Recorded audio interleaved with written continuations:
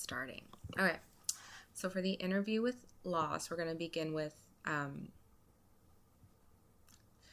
you just introduce yourself quickly? Okay. I'm a single parent and I have 3 daughters. Yeah. And one is married and I'm a grandma too. I know. You have a very full life. Yeah. Okay. So we're going to start with looking into what is loss, and can you tell me about an experience of loss you feel the most comfortable sharing?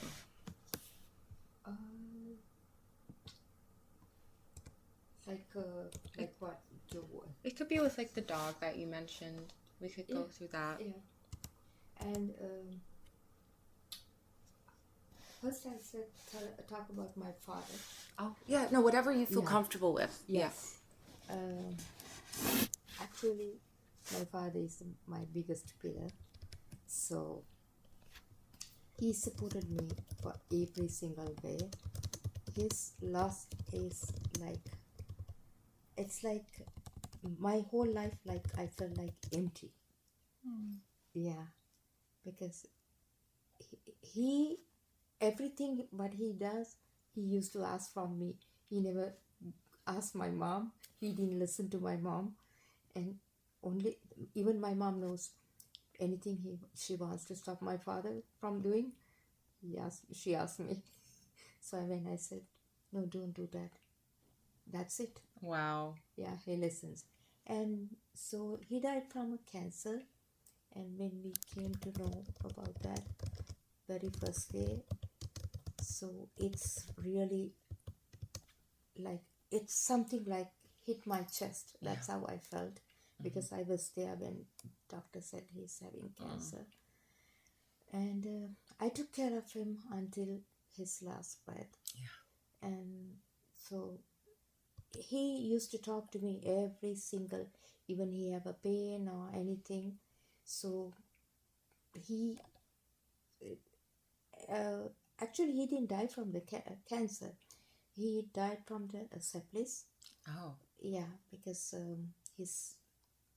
we used to remove his fluid from the stomach. Yeah. So then it's one after 3 times. The 4th time he started complaining. He said that his stomach is burning like that. And I told the doctor, they didn't do nothing. I said, can you please do a blood test, because I know, and he knows that too.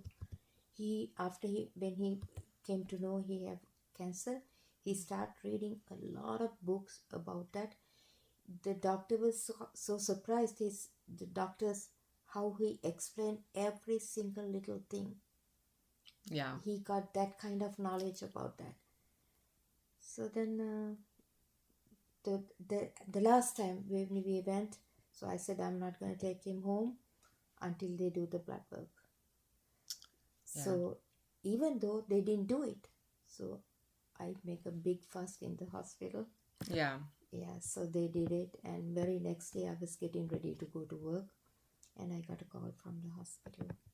They said, you have to immediately admit your father. So then that time they told me. So when they told me, I said, okay, that's it. I'm going to take him back to my country. So they said they didn't let me to discharge him.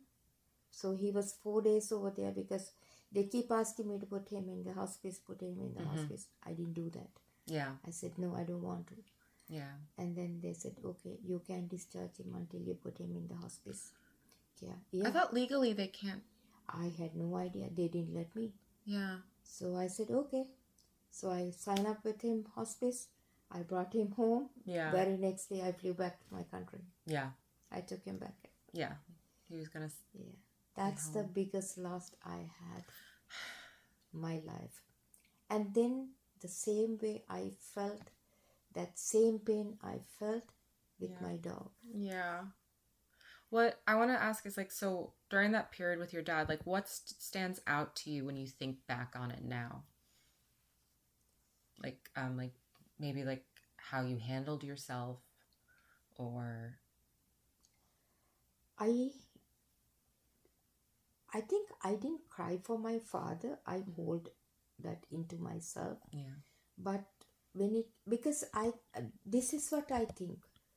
For my father, I did whatever I can, each and everything. I took care of him from the beginning to end. But when it comes to the dog, I didn't had that much time. Yeah. My daughter actually took care of him. So sometimes when he don't behave, and sometimes the neighbor had the other side, the neighbor, they had two little dogs, Yeah. and whenever they comes to the yard, this guy goes and start barking and try to go to the other side like that. So I used to grab him from the collar and bring Yeah. him inside. And so whenever I think about that, I cannot hold myself, because Yeah. I said, oh my god, I yelled him. I mean, like, You kind of have no regrets with your father, but no. with your dog, you But have all. I had a lot of regrets, Yeah. and maybe that's why I couldn't console myself. I used to cry every single time I remembered him. I could not, I think almost like 5 6 months I used to cry for him. I cried. And then I said, no, if I crying means I'm holding him, I have to let him go. Yeah. Yeah. So that's how I console myself. I said, Yeah. no, but we did everything, whatever we can, and I'm not supposed to hold him. Yeah. Yeah. No, I agree. I'm Yeah. very similar with how I feel about that Yeah. with my own dad.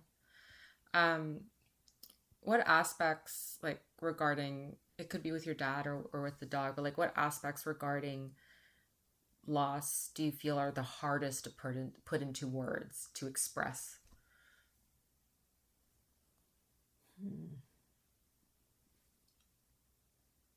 If you give me a clue. Clue? I think, well, for me, it's like, I think with dad, with Papa, it's,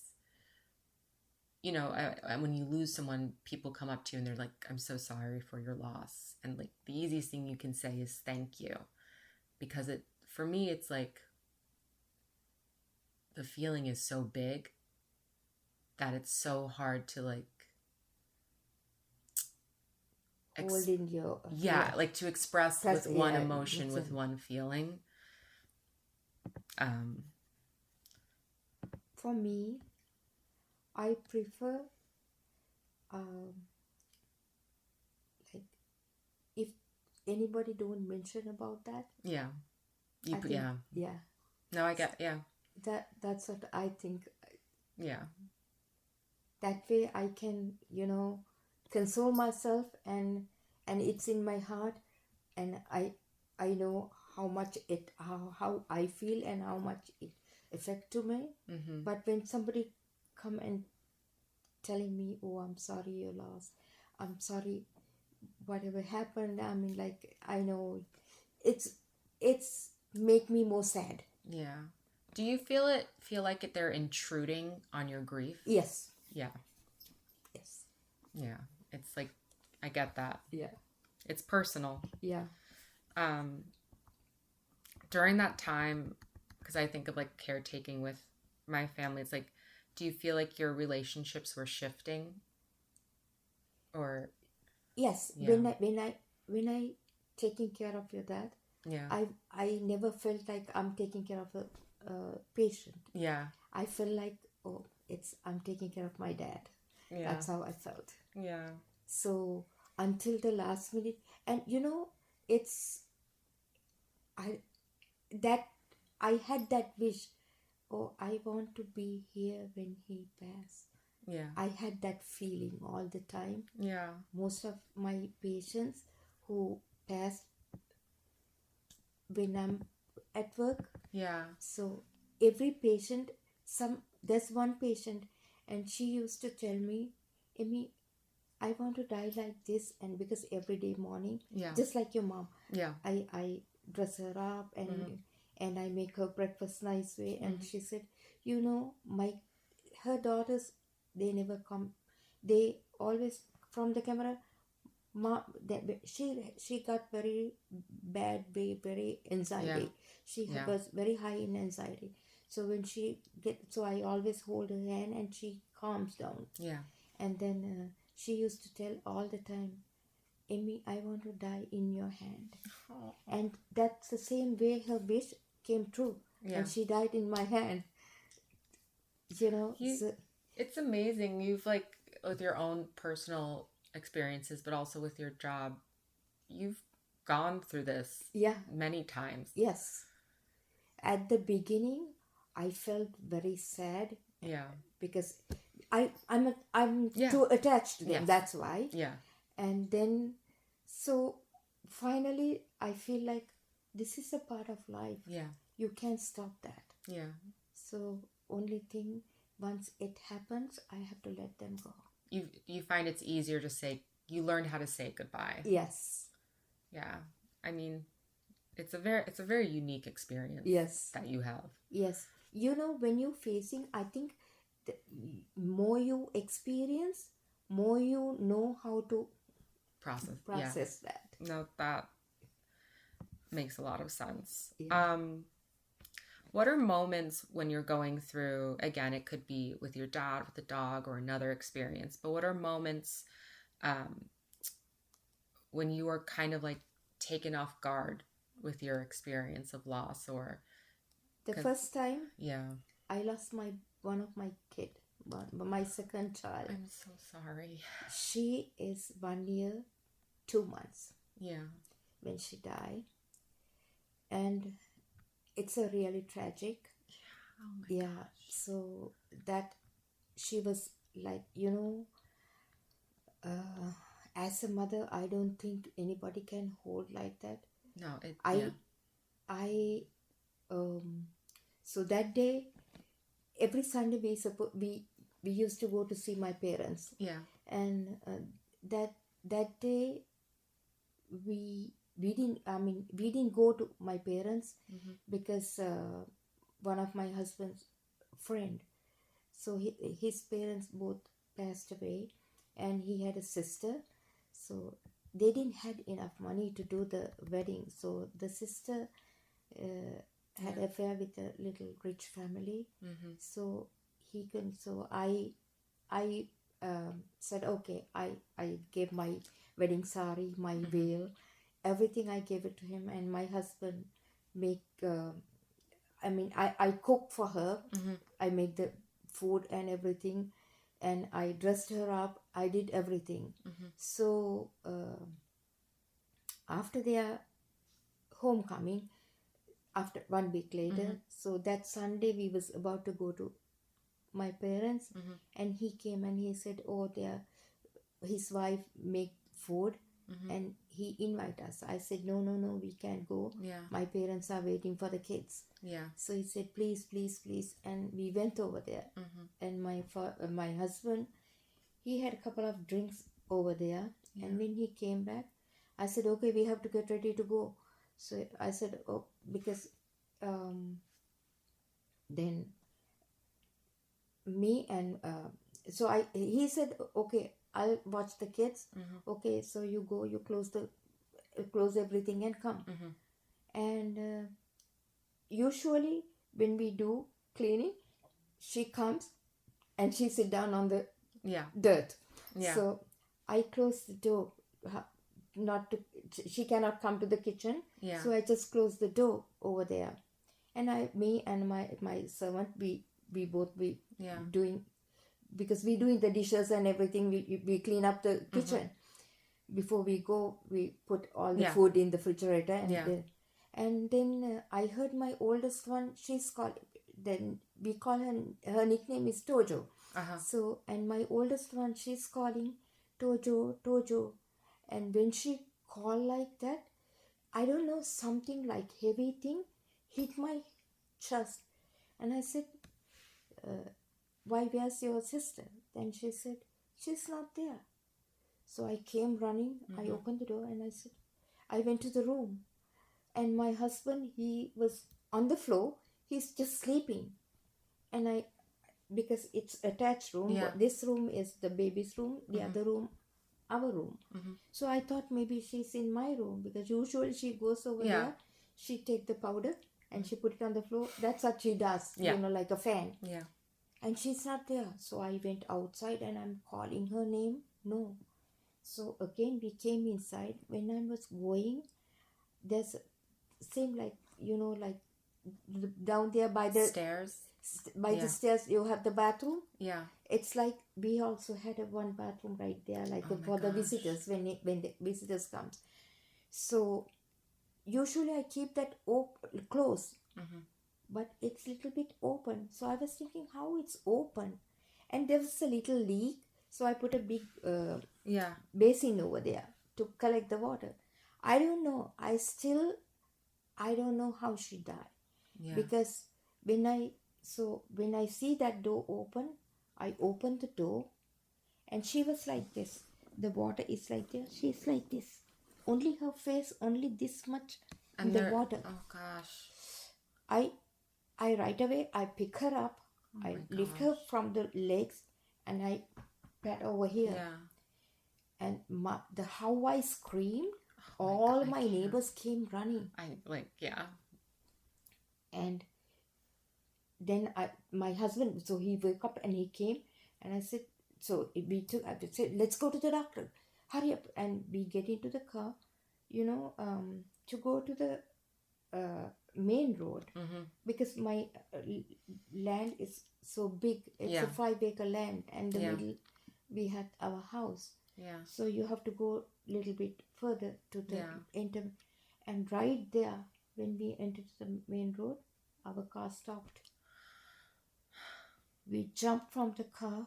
Behind there was a car was coming. I jumped in the middle of the street and I stopped and I said, "Can you please take me to the Yeah.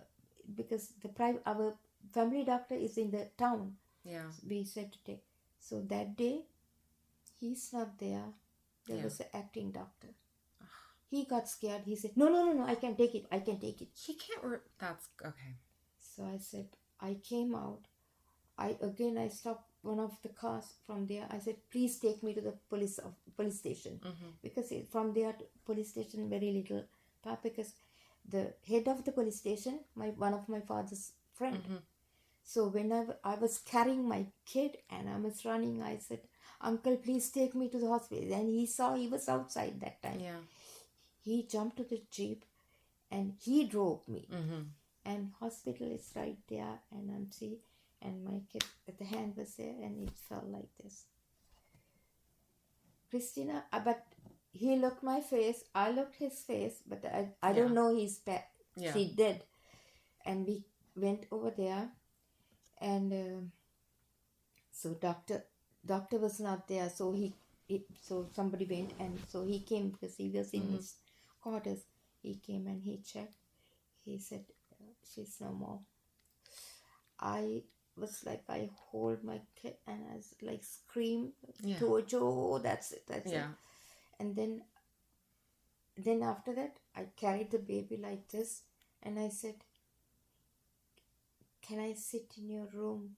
Yeah. Can you give me some time?" That's what I asked. I didn't cry. Yeah. I was shocked. I mean, that's and it, you Yeah. went from a kind of an odd but regular day Yeah. to. And I was sitting over there. He opened his door and he let me to stay over there. I was like, I was singing with her, and Yeah. I was holding, I'm rocking her like that. And then after almost like 1 hour, I was holding her. Yeah. And then I said, "Okay, you can take it now." Yeah. And I gave the body. Yeah. I came home. I picked the clothes for her, Yeah. and I went to the hospital. I came after she came also, and I was breastfeeding that time also. And before she died, not even, I went to the kitchen. I breastfeed her, and then I went to the kitchen. Yeah. So, and it's all like a rock over here, Yeah. and the milk is dripping, and I have fever. Yeah. So they brought the body, and my one of my father's older brother's wife, So she came and she said, she asked me, give me the permission to finish the funeral as soon as possible. I said, okay. Yeah. And still, Christina, I don't remember that space. Oh, yeah. The body they brought home, and until the burial, it's blank. Yeah. I don't remember nothing. Yeah. But I never cried. Every single time when I remember, I go to my prayer room. Yeah. I was sitting over there, and I'm looking at the Buddha statue. I said, give me courage, give me courage. I don't want to cry. I don't want to cry. That's how. Yeah. I mean, you had a lot on your shoulders too. Yeah. And I sometimes I think it's hard because especially when you're a mom with other kids. Yeah. And yeah. That's but that time actually healed me. Yeah. I healed myself from the prayers, and actually I follow that. Yes. That's how I console myself. Yeah. Oh, thank you for sharing that, Amy. That's a lot, and I'm so sorry, especially as you recounted it was just everything was a little odd that day. Yeah. And it's just yeah, it's a lot. Because you said you were praying. Do you find that because another thought I had was are there any one thing we've learned in class is a way to grieve is to do rituals or hobbies, or you could be a special space in a house or outside. Actually, the praying and those rituals console me. Yeah. From that, I healed myself. Yeah. Do you find you return back to that again and again? Yeah. Yes. It's like every time when I going down, that light gave me the courage to come back. Yeah. I never sink in with my grief. Yeah. I came out. You were able to cut. Yeah. No, it gave you something to lean on. And then also, do you think in terms of your day-to-day life, do you think it's adjusted how you've acted and behaved long term? Yes. Or yeah. Yes. Were there what was a change that you made about your daily life, do you think, or how you approach something that you wouldn't necessarily behave the way before?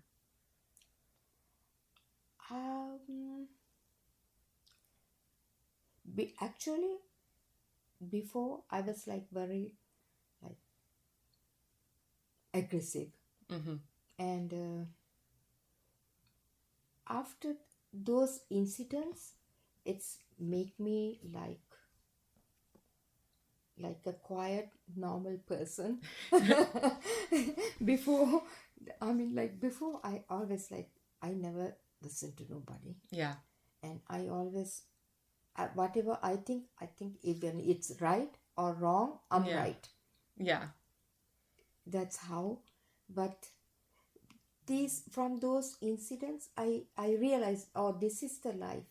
This is you have to face this way. Yeah. You have to go like this. You have to go with the flow. Yeah. You can't control. Yeah.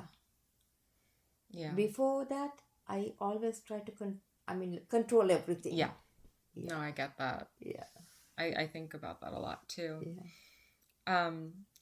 And how do you think because you mentioned praying a lot, and I guess I don't know if this could refer to the afterlife, but how do you think your idea of loss and losing, or those large transitions where you kind of lose someone, how does your view on it? I know you were saying that you learn how to let it go. Yeah, I learned that let it go, and the same time, I this is how I let that go. Mm-hmm.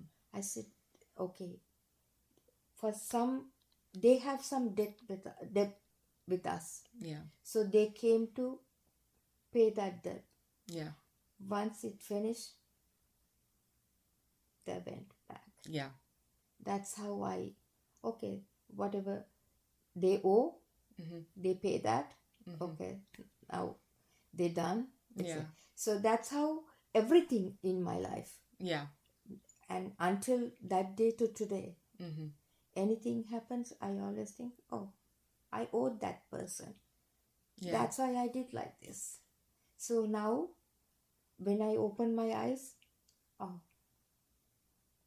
I owe him. So I paid that. Yeah. Now I'm done. Yeah. I don't need to think about that again. Yeah. Because, in my religion, they said, if sometimes people do like tit for tat. Yes. But in my religion, they said, if you don't let it go, if you do whatever okay, if somebody hit you, and if you hit back, again, it's cycle. gonna come. Yeah. It's a cycle. But if you let it go, Yeah. okay, once it's done, let go. That's it. So you're not gonna take that to because we believe in reincarnation. Yes. So you're not gonna take that to the next life. Yeah. I always like the idea of reincarnation. Yeah. And I always believe my the twin, because after my older one and that one, it's like back to back. I got. So oldest one 87 and the other one 88. After that, I never got conceived. Yeah. And I never used any protection till that day to today. Yeah. Never. So, and after she passed and I always used to say, I only going to have 2 kids. Yeah. That's it, no more. Yeah. And after she passed away, and older one, she always says, I need a sister. I need a sister. And my father also wants another baby to have. And I never get pregnant. And my father used to yelling me, that's your mouth, because you wish, you don't want that. And then I got conceived for these twins. Yeah. And the one who got engaged now, when she born, usually the kids, they don't open their eyes and look at your face, right? Yeah. This one, as soon as she born, so doctor just wiped and just put on my chest. And that time, the other one still in the belly, and she's coming. But this one, she put her finger like this in her mouth and looking my face like this. Oh. And so then the nurse gave to my parents, and she's looking their face like she knows them like that. Yeah. So everybody used to say, and I believe that too. Maybe the one. Maybe she came back to me again. That would be great. Yeah, and until she become like 11, 12, like she become teen. She always used to hold my dress like this. Even the night time, she never go to bed. When I goes over there, she goes walk with like holding like this, goes over there, comes back, goes over. That's how she is. Yeah. She stayed close to you. Yeah. Oh, that's really precious. And then to kind of close us out, do you wish, because you've gone through so much difficult times, and you have such a positive outlook. Is there anything that do you wish others had a better understanding about your experiences? Yes. I think it's gonna help for them to come out from their grief. Yeah. I mean, they're like, their sorrows and everything, and maybe it's gonna help for them also how to face. Yeah. When something happened like that. Yeah. How do they come out from that? Yeah, not to be buried by their grief. Yeah. Because it stays with you, but you have to learn how to come out from that. Yeah. Okay. Well, thank you so much You're welcome. for speaking with me. I learned so much.